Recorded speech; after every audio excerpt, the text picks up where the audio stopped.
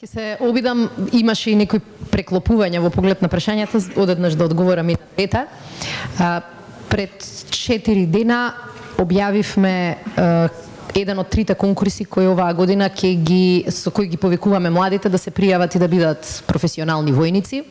Во моментот имаме кадети на Воената академија, многу брзо ќе почнат конкурсите и за упис во Воената академија. И она што го забележуваме во последните неколку години е дека во споредба со пред 10 или 15 години, кога по 20 луѓе конкурираа на едно место, сега интересот за воена служба е видливо намален.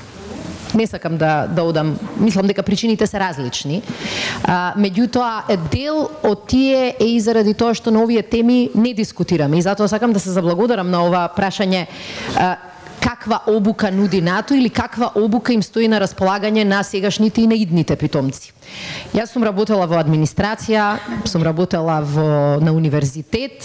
Ќе ви кажам најискрено дека не постои професија, особено не од јавниот сектор, во која има волку многу шанси за унапредување, за школување, за обука, и тоа во земји кои што се навистина први 3, први 5 во дадената област.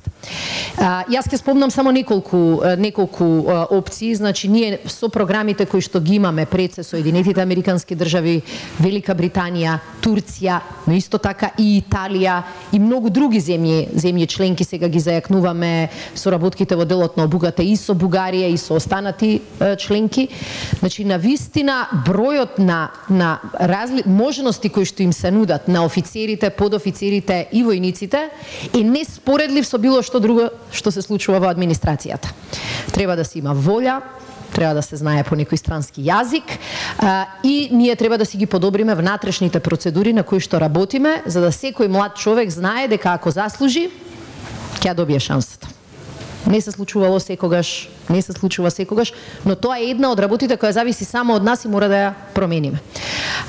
Воената академија е важна институција во нашата одбрана, но и Воената академија има потреба од подобрување и од реформи. И затоа ми е драго овдека негде низ изложбата ќе го видите писмото со кое генералниот секретар на НАТО ја покани Македонија или ја отвори можноста за Македонија да учествува во ДИП програмата, која што е наменета на реформи во образованието врзано со одбраната. За да и ние едуцираме питомци, после тоа и подофицери и војници, кои што ќе бидат подготвени да се справат со предизвиците. Така што мислам дека ова не го кажувам заради тоа што морам, но навистина сега за многу млади луѓе кои што имаат 17 или 18 години, особено оние кои имаат и економски или социјални причини, тешко да им е да финансираат високо образование, војската навистина е шанса како што нема друга. И ги поттикнувам да размислат за избор на воениот позив. И тоа е една од причините зашто денеска во центарот на Скопје ќе правиме мала промоција на армијата за да ја приближиме до младите, и тоа ќе продолжи во следните неколку дена, за да едноставно прво мора да ве видат, за да ја сметаат таа опција за реална. И вториот дел или второто прашање кое што само делумно ќе го одговорам, има и можеби соодветни аспекти кои колегите од земјите членки можат да ги дискутираат. Ние во моментот користиме и можностите за Science for Peace проектите, ДИП програмата сега се отвара, можеме и повеќе, можеме и подобро. Македонија има искуство, знаење и капацитети кои што не квалификуваат за земја членка.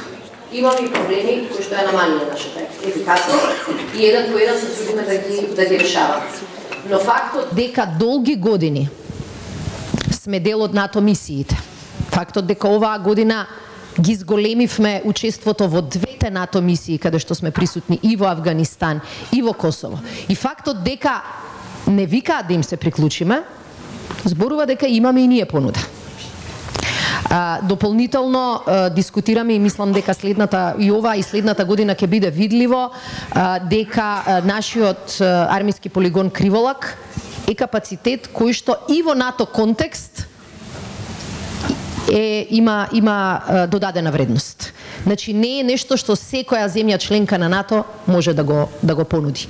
Нашиот фокус овој период е да ги зајакнеме опремата, ефикасноста на армијата, но за тоа ни треба долгорочно планирање, долгорочно финансирање и одлуки кои што се базираат на бројки, а не на емоции. И заради тоа и нашето учество во НАТО е важно. Јас се сеќавам на мојот прв состанок со еден од експертите во НАТО, кој што ќе ви ги постави трите едноставни прашања. Зошто ви треба ова? Зошто не ви треба ова? Зошто е подобро ова во ова да инвестирате? И ќе ви стане јасно дека работите не се премногу комплексни, ама треба земјата да се соочи со реалноста. И на крајот, во делот на паметната одбрана, ние сега разговараме и со нашето Министерство за одбрана, например, праќањето на медицински тимови е дел од така наречената паметна опрема за која Македонија има капацитет, но треба да има малку подобра организација. И тука можеме што да понудиме. Фактот дека го имаме регионалниот центар за односи со јавност, кој што сега во овој период на фейк ньюс, на хибридно војување е вредност која што можеме да ја понудиме. И она што беше спомнато во делот на сајбер, мислам дека Македонија заостанува, како што заостануваат и многу земји членки на НАТО, но тука членството е важно, заради тоа што во овој момент НАТО алијансата вели подготвени сме да испратиме во секоја земја експерти за да им помогнеме да ги зајакнат своите капацитети во овој нов тип на војување. Како држава, мислам и мала особено држава со скромни капацитети, треба да научиме дека не треба да го измислиме тркалото, туку дека треба да направиме партнерство со оние кои што минале низ истото наше искуство.